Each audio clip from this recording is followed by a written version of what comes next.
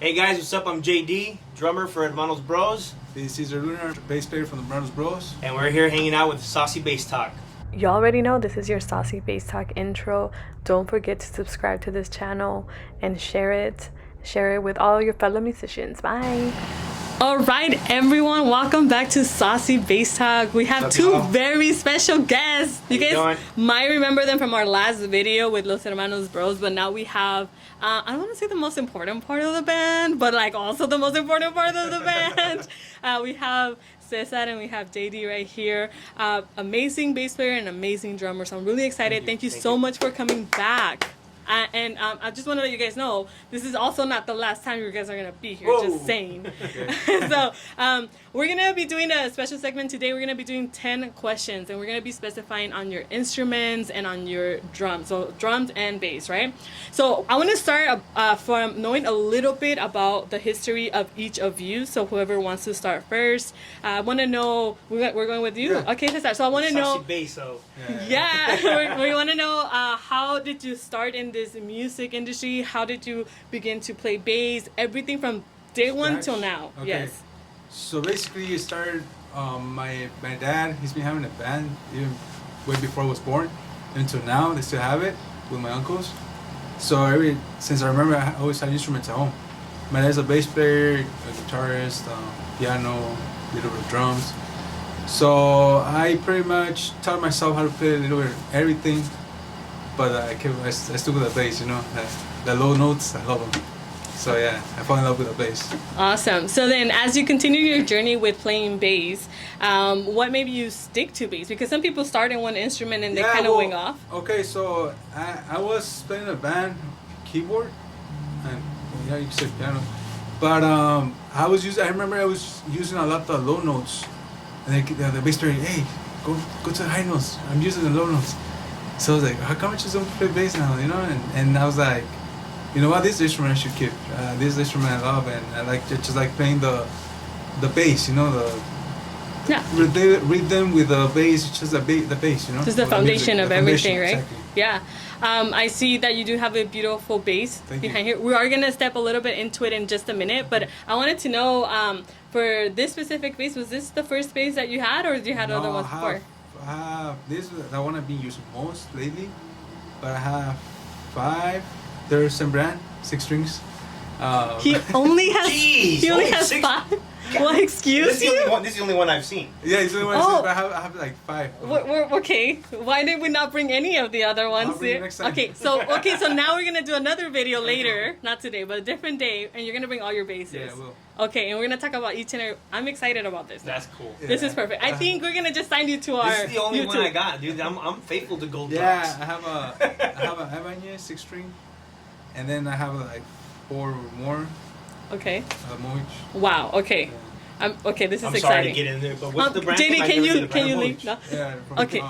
We're gonna tag their Instagram because I was looking at he was showing me the Instagram before you got here, and it's really interesting. So I'm gonna tag it so other bass players could see it. And shout out to Nicholas. Yeah, there you go. All the way to Netherlands. Wow, that's amazing that they're making these basses out there, and then they shipped it all the way over here. How long did it take you to receive it from once you order it?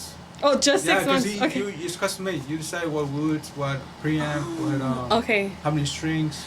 Okay, and you have all this communication with them on what you want and everything. Yeah. Did you talk a little bit about what type of sound you wanted too? Yeah. Okay, what did you tell them? I told them one punchy but crispy. Okay. On my slab, he said, "Oh, okay, I think I know." Those are the best ones. Yeah. Yeah. Nice. Well, nice purchase. Okay, I'm really excited about this bass sound. You know. So JD, same thing with you. I want to know what's up. How did you start with drums? Well, I guess you can say I started since I was a little kid too. Like everybody starts as a little kid. I never had a big musical background in my family other than my dad. My dad loves to sing. He said he played a little bit of drums. I don't know, back in the day. But mainly he used to sing, and I don't know, I fell in love with the drums at an early age. They bought me a small kit. I don't know if you guys are familiar with Santa Ana. La Cuatro. Oh, yes. Cuatro. Yes. So they bought me a drum set from La Cuatro, and it was just a toy drum set that they would put on the freaking on the bed of their bed, and I'd just be in the fucking room, just go bam, bam, bam. I would dress up cowboy and pretend I'm just drumming, you know. But since that early on, I played it, I tried it, but I never really picked it up until I was maybe in high school. I didn't really start officially playing until I was maybe in, I want to say, freshman in high school. My dad was working at this one place, and he saw this old drum set just sitting there dusted, and my dad grabbed it, picked it up, took it home, and I set it up, and all hell broke loose from there. And when I started playing. I started playing with my first band there, but all I did was just follow, and it just progressively got better and better. Well, good riddance for your parents, right? You're doing such a great job, both of you. So we talked a little bit about your beginnings and how everything started. So we're gonna start with the questions now, okay? All right, let's start with the first question. Okay, so this one is going back a little bit to your bass, okay? Okay. So I want you to talk to us about every detail about your bass. So talk to us about the process of how, when you decided to go with this brand, to when you were talking to, what was the... Nicholas. To Nicholas. Exactly what did you talk to him about? Like, I want this color. Why did you decide this color? The strings, everything. Okay, well, so I'm sorry about it. So I have avenues, and that was my bass I used for everything. One time it fell, and it broke from the back, the neck. So I couldn't gig no more because my bass was broken, and I took it to a shop, and it was gonna take me like 3 weeks, 4 weeks, you know. So then I was asking friends like, "Hey, let me use your bass." Like I rented it, like, yeah, but just people don't trust. Like, not even me. I cannot just let it borrow my bass. Oh yeah. You know, it's a scary thing to do. Yeah. So I was thinking, I was debating, and then I went to this place called an amp shop in Hollywood. They have really nice basses, and I was about to get me an F bass. But then I was like, you know what? It's gonna cost me this bass is gonna cost me almost as the same amount as getting me a custom bass, you know. So I just said, let me get my custom bass. So I started looking through all these bass makers, I guess you could say, and so I found Nicholas, and I met him on an amp show, and I was like, hey, I'm recently making basses. I'm trying to get this sound, like punchy, crispy sound. Like, what do you recommend? Can you make me bass? He's like, no, like he's like, I sure want me. I can make you bass, but it's gonna take like 6 months. Like, think about it first, right? Like, I have all the woods you want. Like, yeah, I do want it. So my first bass, which is this one, I got it's a Purple Heart. It's all Purple Heart with a bird eye maple. Okay. I should open. I'm gonna have to get the Purple Heart. Yeah, you will. Yeah, you will bring it next time. We have to keep matching here. You have to keep updating. I'm gonna have to buy the Purple Heart snare. Every bass he has, you need to match. Yeah, I'm gonna please. have to. So that was my first bass, and he put a John East preamp with Adomovic pickups. So I really loved that sound, and I was like, you know what, bro? I want another bass. Really, Cesar? No, hold on. Like, no, I do it. So there you go. He made me another bass. He put the low clan preamp with Adomovic preamp pickups, and it's all popular, like kind of goldish, with a red bloodwood on the neck. It's really nice too. With a popular inlays. All my bass have the inlays, depending on the wood, you know. And I was like, no, I really love this bass. The sound, everything. What other preamps you have? And he told me have I think it's a Volt preamp. It's like more punch. It's just too aggressive. Like it won't give you too much color, but it's aggressive, you know. Make me another bass with that one. Sure. And all my basses are 18 volts, so they're strong. That's when I go all the way up to the gain, you can feel it, you know. You can feel it. Yeah. So then that's when he made me a white one. Hollow wood. It's all white with a darker wood. I can't remember which wood he used, but it's really nice. It's all white. You need a white snare. Yeah, a white Just snare saying. and a Purple Okay. Heart. And this is my last one. That's when he made me.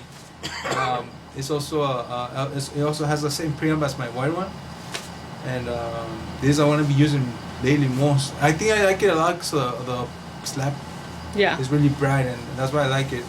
The other ones are really good, but they're like more punchy, like for like jazz, you know, which I also like them. But right now I'm using a lot of this one. So Yeah, I mean it's a beautiful I'll bass. bring the other ones too. Yeah, you will. Of course you will. But yeah, he's a great bass maker. Like each bass I see on this, what's say on Instagram. Mhm. Oh my god. I don't want to look at them again because I want to give me another one. You know? He's already thinking about the next one. Probably. Yeah. Actually, I have another one coming. Oh, No. okay. Oh, shit. So how about you unbox it in our Yeah. in front of our I'll bring cameras it, next I'll bring time? it. All right, Wait, good. So it's supposed to be ready by next year. Okay, Yeah.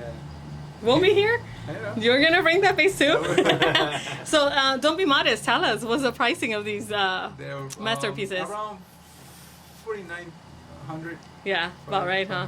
Yeah. Wow. 5,000. He gives JD. me a little discount depending Uh-huh. on the details, like on these little inlays. Yeah. He charged it, but to me, he gave it for free. You know that you see the little. Oh yeah, that outline. You Yeah. know, it's like I'll charge for that, like even the right here, like little like inlay.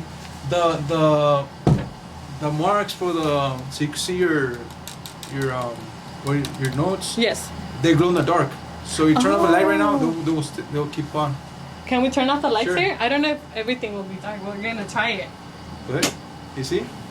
Oh yeah! Look at that. Sick. So Oh my goodness. So yeah, I mean, he's been known. He's been known a lot in Europe. He's like Okay. in Japan and all that. Mhm. Man, that's fun. I met him at NAM show, so yep. Nice. That's the beauty about NAM too. Yeah, you could meet all these makers and Yes. then have all these actual communication with them, and it's I would really totally good. recommend a place like this. Okay, maybe. I'm thinking. You showed me a pink one, and I was like, "Ooh, I kind of like that one." It's like a yeah. Any sponsors out there? You know. I'm just saying. But all right, that was amazing. So now let's go to JD. Talk to me about your drum set. Obviously, we didn't bring it here. Nope. The whole No, drum the set. only big I guess you can say the fanciest thing I have in my stuff for gigging is basically just my snare. I love it. It's not the highest quality. It is, well, obviously it is a DW. It's the biggest quality. It's the standard one that they produce all around. I know for a fact that the drummer, the Secreto, has the same one, and I think that's where I actually picked up Signal. the color. I think Signal too. Yeah. So this one right here is the biggest expense I've done so far in actual snare drums, because these snare drums go up to almost $1,000. Yeah. A snare drum, and DW is, I guess, the top of the line. So, I know there is a lot of other snares around there, but I have only purchased this one as my highest quality one. I do have another snare drum that's all steel, DW as well, and those are the two highest drums, or the highest quality drums I've ever had. I've stuck with PDP for a good portion of my career, I guess, on just standard drums. I have not gone up. I want to go up to a DW. I'm just kind of scared of the price. It's Oh, yeah. pricey, you know, and then to be gigging around with such a lot of equipment. I mean, this is easier to take care of compared to me. I have to take care of cymbals. I So gotta take many care of- things, huh? I gotta take care of the drum shells. I gotta take care of stands, and to be honest, it's a big hassle. So I said, screw it. I won't make the biggest purchase on a full fancy drum set. I'll just make the biggest purchase on a snare that is the principle of the norteño music. The snare, and obviously the cymbals as well. The cymbals are what make the music pop. It literally gives it that splash, right? Exactly. Yeah. Exactly. So Cesar, you need to get a gold gold. I do have with a gold. a silver. Please. Oh, never mind. Yeah, Okay. God! Never mind. It's the second one I made. Okay. Then fine, you're off the hook for this. So I just want to. I have a question for you. So you mentioned about you wanted to make the biggest investment on your snare. Do you think that affects the actual set, like your whole other set, or you're okay with like, oh, okay, I'm gonna make this purchase here, and my other set is okay? No. Or how does the sound effect with that? It all depends on tuning as well.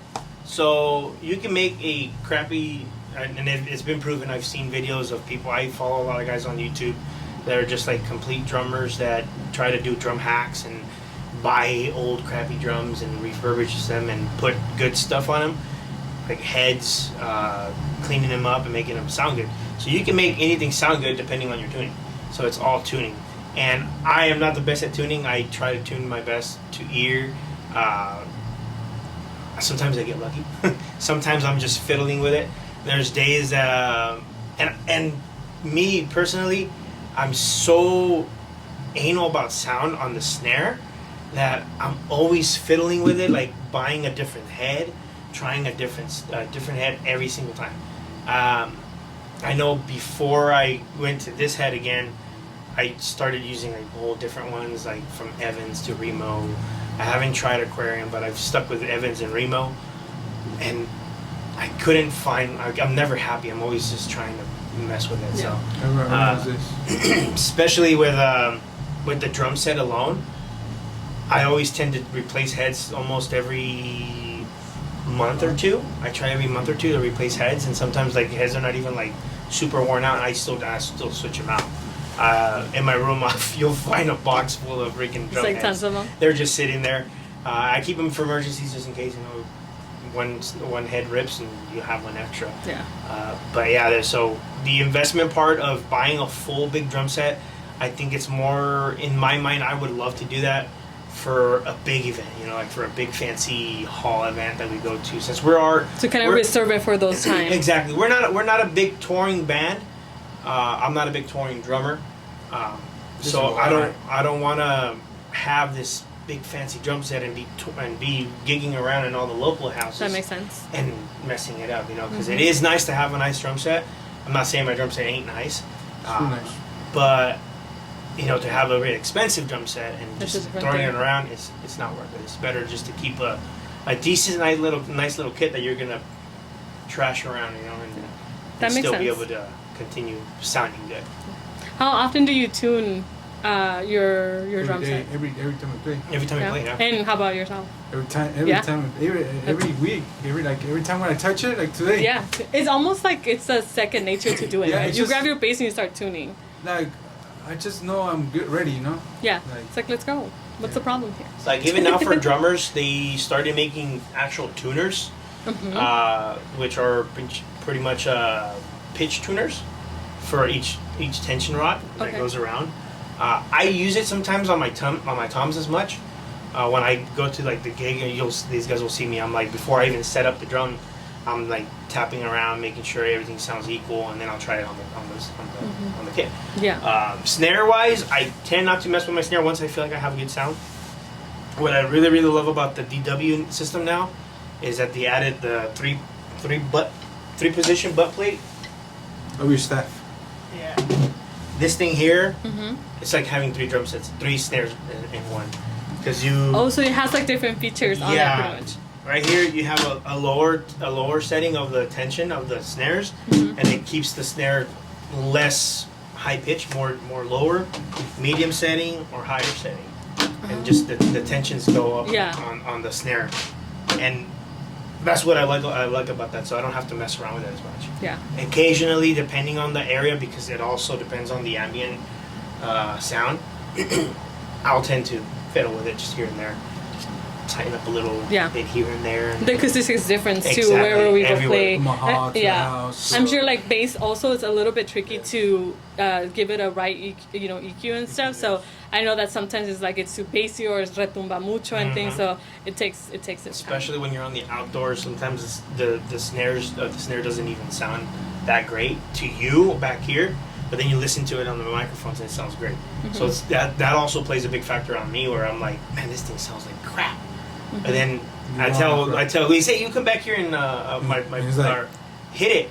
I'm gonna go over there, and then I'm like, okay, it does sound good, but it sounds bad to me because the way the ambient sounds. You know, that makes a lot of sense. Okay, so this one goes for both of you. Okay, so obviously, because we have a drummer and a bass player, we have to just kind of format the question differently. But what is your biggest pet peeve of a drummer or a bass player? So in your case, what is one thing of a drummer that you're like, I don't like this. I don't like when drummers do this. When they get too sloppy, when they do too much. But it's just too much noise, right? Like, really? Yeah. Do you prefer more like a... Like, he doesn't really do that. But I shut up, man. I start going like... No, I think it's the right combo. He could try to do that, but then he catches like, Okay. you know? Like he settles back down. Yeah, right away. Okay. But I know drummers. I think that happens to me mainly when I'm like at the end of the gig and I start getting tired and I for some reason that tiredness produces some kind of energy where I'm just like Oh, because you're like on overdrive. Yeah. Because you're like you don't even autopilot at that point. At that point there's not that many people in the party anymore, and I'll tend to like fade away. And I'm like, oh shit, wait, we gotta go back. You know, I think it happens to a lot of people too. I know there has to be. You know. Oh yeah. Yeah, but he's pretty good at that. I haven't, like I said, I've been here for a year. I haven't been happy with him. You know. That's good. Okay. And then for you, what's a pet peeve of a bass player? Biggest pet peeve. Again, like he said, also sloppiness too. I think everybody has their goods and bads, and sometimes you just have to learn to live with some stuff. Me and him, again, since we started, we've clicked a lot, and there's times where we communicate. We'll just communicate together, and or it just naturally happens. Like, and sometimes it naturally, sometimes it doesn't naturally happen. Yeah. But again, our rehearsals that we've been obviously lagging a couple times here and there, that we tend to work a lot over the weekend, that we try to keep our time, and then when it does come to for us to rehearse, we try to keep it more serious and stuff like that. But for instance, that we are working a lot this past week. These last 2 weeks we're taking a vacation. Hopefully we come back and we start rehearsing again next month. and we finish off the year pretty well, because we've been busy all year long. It's good. It's good news. It's just amazing, you know. Yeah. The only thing we didn't have was this past weekend, right? This weekend is coming up, and this past weekend. Yeah, this past week.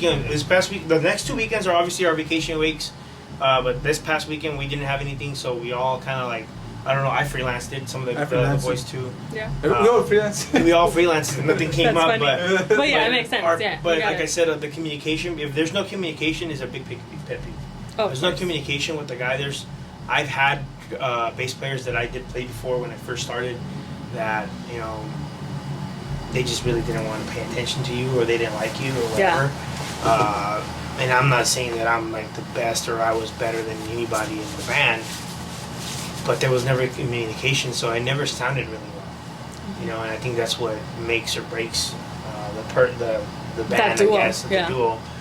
And the communication. If there's no communication, that is true. You're never gonna get anywhere. Communication is key. Nice. All right. So, what is the preferred genre that you guys like to play together? As in, obviously our genre is norteño. Is there other stuff that you guys jam out to together? Or me and him, sometimes we'll just before we gig. Yeah, we're jacking around during the sound check. I start just giving like a little funky beat. Yeah, just or I just like do like the simple. And that's fun. And he's just there, just jamming out, and I just like to keep the straight rhythm, and he just goes and does his thing, and then sometimes I'll just like kick in a little fill here and there. I'm not the best at doing any fills. I just try to see if something falls in. If it doesn't fall in, he cleans it up and makes it sound even better. So you're like, I got you. Yeah, so I'm not the biggest on licks and stuff like that. We've been playing a lot of norteño because that's what we get hired for, Right. But I feel that it would be in a whole different genre. Yeah. I feel that we'll be able to play it because I know he's capable. Yeah, and you both have the experience for it. I mean, we heard you played last time. It was very interesting. I didn't say that, but I went to, even though I had experience already in music, I also went to school. Oh, okay. In Citrus College. And okay. My plan was to go to Boston School of Music for a bit. Yeah, but then I started working and I got to electrical, and that's what I do now. I'm an electrician. Okay. Well, we could tell that there's a lot of knowledge between you guys too. So, so then what is the preferred genre to play separately? My favorite is the norteño sax version. I just like that style. I follow these drummers, friends of mine too, and I just love the way they play, and I try to mimic them every single time. Never accomplish it, but I just try it. But by myself too, there's days where if I do have my set at home, since right now I don't have it at home because I leave it with the guys, I'm trying to buy my own little practice set to have at home, and I just put my earphones on. I'll put some country on. I'll put some reggaeton, I guess you can say, or whatever. You just put whatever music on your earphones and just follow it. I'll be there for hours of. I'll probably even put a full concert de Los Rieleros, or a full concert of the Ramon Ayala, and just follow it, and I pretend that I'm actually there, and I've caught myself too. I'm like, oh yeah. Hey, you gotta do it, you know? Te tienes que proyectar in your art. That's good. How about for you, Cesar? Me, I like everything, but what I feel like, I think that's what I really like a lot is jazz. So I like a lot of walking bass. I listen to a lot of great bass players, Jack Cole, obviously, Victor. And also I like a lot of like baladas, boleros, type like Luis Miguel. Okay. You know, those are hard progressions, the way they play. So I like listening to that and trying to those things, and I don't know, you can tell I put it into norteño. We've definitely hear some of infusions of the other genres in the way that you play, for sure. I think he excels at any genre, because the way he does his fluent movements and progressions there is just it fits him. I think he can do any genre too. Basically, that's what I do, and thank God I have opportunity to play with I guess músicos de Luis Miguel, Lalo Carrillo, his bass player, Tiki Pasillas, Salo Loyo, his musicians at this bar that I used to play at Palapa del Mar. So I also got a lot of ideas from them, you know? And I just I try, even on my own time, try to keep doing the same thing so I can keep outstanding, you know? Yeah, of course. Yeah, that's great. Okay, so what makes a bass player great?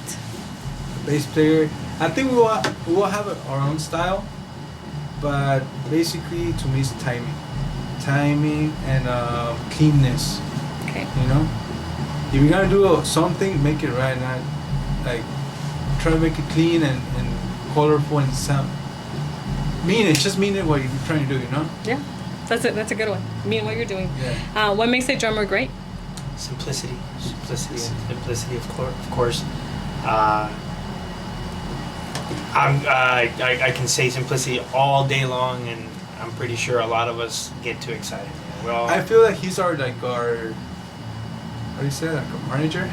That he keeps us. He's the mom of the band. Yeah, he keeps us all going like this. It wouldn't be for him, we would be up and down, you know? So he kind of keeps that control over what's happening and stuff like that. Literally, I like that, right? I love that. Yeah. I love that. Even while playing, I'll be like regañándonos. But I'll you have to have that in a band, though. Yes. Me and him are like right next to each other. I'll look over and I'll yell something out, like, or mumble something, and he'll catch it. Say the dummy. Or we have our dummy mic that we use for our in-ears that we talk back to each other. I don't know if you noticed it, but a lot of music producers now at live shows, they all have that. Yeah. And they're all talking to each other while playing. So the people out there, they're not noticing it, but it's happening in real time. Yeah. Like I follow this guy. I forgot his name though.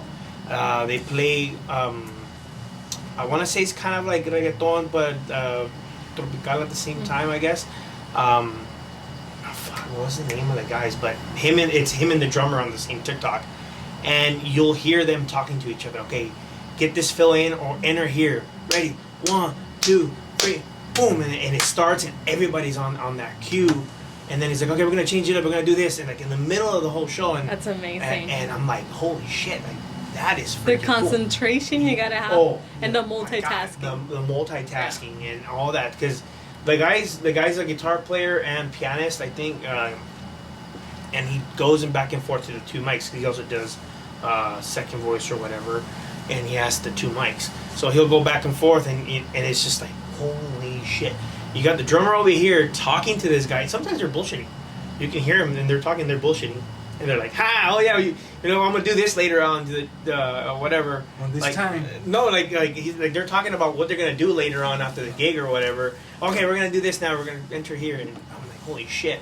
So I feel like I do that sometimes. I don't know if they hate me or whatever, but I'll like coordinate something with the guys sometimes, or let's do this. Tell them the mic. Tell them. Hey, JD wants this. And they'll look back. That's awesome. But yeah, and again, like we all get excited. Like I said, we all get excited, and we all have fun with our instruments. Sometimes there is certain times where you can be a little extra, and there's times where you can be simple. We're back. We had to take a forced break because our camera was heating up because there's so much fire going on in the studio today. So that's what's happening. But we're back. You did mention a little bit earlier before we cut into the break about in-ears monitors. I just want to remind everyone that if you use my promo code, you could get a 10% off my, the new Juicy in-ear monitors, a bunch of models. I'm gonna have to go do that. They're amazing models. You gotta check it out. So don't forget to we gotta shop. get rid of those Amazon ones. Don't forget to shop at Juice's Music Shop and add my promo code HOPE10 for a 10% off any of the Juicy in-ear models that you decide. They just came up with the Juicy 5s, which is the 5 drives, and it is amazing. It's like having a concert in your ears. It's amazing, okay? So just putting that little, shameless plug in there. Just that shameless plug in there, all right, so we were continuing. Do you remember where you left off? Oh yeah, I was talking about the way the simplicity, the simplicity, and obviously the pizzazz, I guess. That's what makes or breaks a drummer, and obviously 100% has to do with also his bandmates. If the bandmates are not there to help, it's just not gonna work out. That's what I think. What makes a drummer great. Yeah. And then number 9 is, how important are bass players and drummers? Ooh, it's everything. Yeah. I think without them, it's just literally there is nothing. even bajustero, even not to menospreciar mis compañeros, but even like the bajustero, when Ghost play, he needs to do the bass. Right. Hace bajeo, so, right? Yeah. Mm-hmm. Just have the sexto, the accordion. I mean, it sounds good. It just not as full. Yeah. Of course. Yeah, of course. So obviously, a full band brings out a bigger perspective of the music, the feel, and you enjoy it more. Yeah, and basically it's just like the great all ambient feeling of the power of the whole band together just makes it sound great. When you hear that stuff, and when you hear the music and you can feel it at your chest, mm-hmm. and you can feel it in your core that it sounds fucking awesome, and boom, it's there, and you can hear it, you can feel it. If you can feel it, that's what makes it. That's what it is. Oh yeah. And you'll hear both. Every single instrument has its play, but of course the whole area of timing and all that stuff comes from the bass and the drums, mm-hmm. and of course the sexto also too, because the sexto is also making that that's definitely what obviously drums and bass is what gives it that groove, right? You're mm-hmm. finding that groove, and especially if you have bass players and drummers like you guys, you find that common ground where you both know you want to have a good base, and you want to also add that little extra sauce to your playing, and that's what makes it right. Awesome. Oh, yeah. So we're getting close to the end. We've had really good answers. A lot of our viewers are going to benefit from this because we have a lot of new bass players or drummers out there that want to know a little bit more about what to get or what to look for, what to focus on when they're playing, right? So can you guys give me an important advice for any bass player, in your case for a bass player, and then in your case for a drummer? So best advice for me is always have good stuff to work with. Heads, snare drums. I mean, you can make any kind of snare drum sound great, but I feel that if you want to sound good, you have to have stuff that sounds good. The heads are a big factor on any drum. If you have crappy heads, you're just going to have a crappy sound. So my best advice is always have great sounding heads. Make sure everything is up to par. You don't have any cracks on your cymbals, because any kind of little crack on your cymbal just changes your sound. And also play around with your sound. You got to play around with your sound with what you like, what you don't like on cymbals. There's cymbals that sound too bland. There's no sustain to it. You just hit it and it just sounds flat. You know, it just doesn't have no kick to it. You know, so play around with your sound. Play around with your toms. Play around with your cymbals. What works for you? Your setup. What makes it easier for you to play? That makes a big factor. Also, for instance, I found this little trick that I do with the splashes, and I stole this off of Lonchera, my compa Lonchera. Shout out to Lonchera. Shout out to Lonchera. He was laughing at me one time. I grabbed my splash, and I was like, I didn't think it was gonna work for a specific for any splash, but I found out it does. You know, I grabbed the splash one day as a small little 10-inch splash, and I just go bah, flip it inside out, put it on the stand, and it just gives it a different sound. Oh wow! And he didn't believe me, and I stole that from Lonchera because at one time I was like, hey, we had at a family party. I was like, hey, how the fuck? Why does this sound like this? And he's like, oh, tengo al revés, güey. Like I flip it inside out. I'm like, what the fuck? So I tried it, and it worked. And this guy, they were looking at me like, what the fuck? I was like, listen to it, hit it. I popped it back into place. Obviously, eventually it's gonna fucking crack because you're putting a lot of stress on it. But I popped it back, put it on, and I hit it, and they're like, what the fuck? It sounds better the other way. So yeah, play around with your sound. Play around with your cymbals. Make sure your cymbals are great. They look good. They sound good. If there's a crack on it, if you can fix it, great. Sometimes cymbals crack. Cymbals crack regardless after a long period of time. But sometimes if you fix a crack, they can still sound great, or they'll change the sound. I have a China that I bought originally already cracked, and I said, okay, let me try it out. It fixed the crack, and it just sounded it still sounded badass. And I still keep it, I still use it. You don't have to throw them away, but experiment. A lot of experimentation works. How about you, Cesar? Me, I could tell a lot. I could tell right away about how he's a musician, if he's good or not, by just looking at the instrument. If they come up with badass instrument, I know they bought this instrument, but spend all that time on other instruments to get to that instrument. You know, I know so, and I could tell when someone that just doesn't care about music, they have like their worst gear ever. You know, and like, oh, it's gonna be bad. You know, but once you could tell right away by just looking at the instrument, if they have good stuff, you know they're serious about it. Yeah.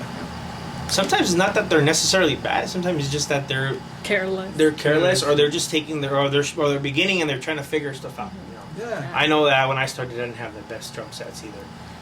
The drum sets were all no, but I mean, up. I'm not saying that, but you take care of them. Mm-hmm. Like I've seen guys that they just their drums will scratch and they don't care about how they look. You know? Or on bassists too, I've seen a lot of like, you know, with the strings or like out, dirty. right here, you know? Yeah. And It does say a lot, and I think you gotta love your instrument because that's your money maker, and that's your passion maker right there. Like it's a big thing, for sure. Well, you guys, we're at the end of our video. I want to thank you guys again for stopping by over here at Saucy Bass Talk. Like I said, I hope this is not the last time. We are gonna now have a video with just Cesar. He's gonna bring out your basses. But JD, you're more than invited to come. I'm gonna show up with just one snare. I'm trying to match that one snare to everything. No, you're more than welcome to come because awesome. We're gonna have you behind cameras because you're a good co-host. So we're gonna have you there too. Thank you for inviting us. And Cesar, thank you so much because I know we're gonna be doing that incredible video. So I'm excited about it. Sure. You say you have another bass coming. So maybe my next year. Maybe we'll do an unboxing of that bass here. Sure. And no me quiero adelantar mucho, but we do have once you come back for that other video that we're gonna do about your basses, we have a little surprise for you. But we're not gonna say too much right now. Okay. So this is gonna be pretty exciting. This is really exciting for all of us involved. But thank you so much again, you guys. You guys are always welcome at Saucy Bass Talk, and I know our viewers are gonna be so excited to watch this video. All right, thank you guys very much. Thank you guys. Take care.